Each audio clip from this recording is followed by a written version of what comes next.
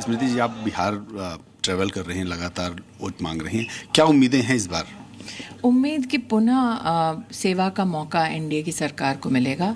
उम्मीद के साथ साथ ये विश्वास भी कि विकास की जब आधारशिला रखी जा रही है इंफ्रास्ट्रक्चर के दृष्टिकोण से, महिला सशक्तिकरण के दृष्टिकोण से, तो निश्चित रूप से पुनः बिहार की जनता मेरी पार्टी को और एनडीए को पुनः एक मौका देगी सेवा करने का। लेकिन कांग्रेस कह रही है कि जो प्रधानमंत्री जी ने 5K का उपयोग अपने भाषण में किया वो दरअसल सिखों का अपमान है। मुझे लगता है कांग्रेस विकास के मुद्दों पर चर्चा से भाग रही है, क्योंकि जब मुद्दा विकास का आता है तो प्रमाण है कि कांग्रेस के राज में बिहार के साथ किस प्रकार का अन्याय हुआ, प्रमाण है कि आरजेडी के राज में बिहार में किस प्रकार से आतंक का साया था।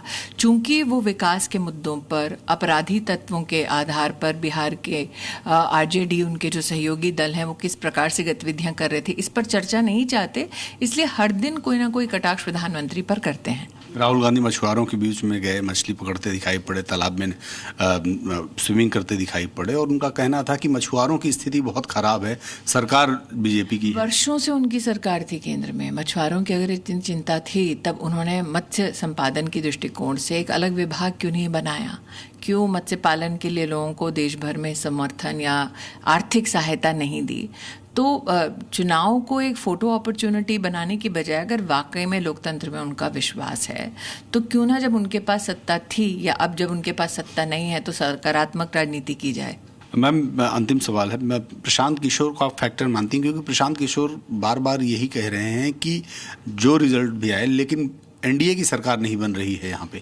मैं इतना ही कहूँगी कि बिहार में वर्तमान में 20 से ज़्यादा राजनीतिक दल चुनाव लड़ रहे हैं। ये हर व्यक्ति का लोकतांत्रिक अधिकार है कि चुनाव के संदर्भ में वो अपनी घोषणाएं करें, अपना वक्तव्य दें या फिर अपनी रूपरेखा या रणनीति के आधार पर जनता का वोट आकृष्ट करने का प्रयास करें। मैं भारतीय जनता पार्टी की कार्यकर्ता होने के नाते मात्र इस बात का आपको आश्वासन देती हूँ कि रफ्तार पकड़ चुका बिहार, फिर एक बार एनडीए सरकार। बिहार विधानसभा चुनाव के पहले चरण के लिए आज शाम चुनाव प्रचार का शोर थमने वाला है। अब 6 नवंबर को 121 विधानसभा सीटों पर मतदान होना है। इस चरण में कई दिग्गज नेताओं की साख दांव पर लगी है, जिनमें उप मुख्यमंत्री सम्राट चौधरी और बाहुबली नेता अनंत सिंह जैसे नाम शामिल हैं। सभी दलों ने मतदाताओं को लुभाने के लिए अपनी पूरी ताकत झोंक रखी है। अब मतदाताओं की बारी है जो तय करेंगे कि बिहार की सियासत में कौन आगे रहेगा और किसका होगा सफाया। मंत्री है बिहार में कहता है कि मुसलमान नमक हराम है, वो हम वोट नहीं देते। हम नरेंद्र मोदी से, नीतीश कुमार से पूछना चाहते हैं, आज जो भारत सरकार हो या बिहार की सरकार हो, हमारी बहनों के अकाउंट में पैसे डाले जा रहे, वो आपकी जेब के पैसे हैं या जनता का पैसा, हमको बताइए आप। हम लोगों की सरकार जो है बनने जा रही है और सरकार बनते ही मां बहन मान योजना के तहत पूरे 1 साल का 30,000 रुपया माता और बहनों के खाते में हम लोग डालने का काम करेंगे। तो चुनाव के दिन उनका घर से निकले मत हो, उनका घर में तय कर दीजिए। आप बहुत अगर हाथ जोड़ तो कहीं हो कि तू चला हमनी के साथ अपन वोट गिरावा और आके घर में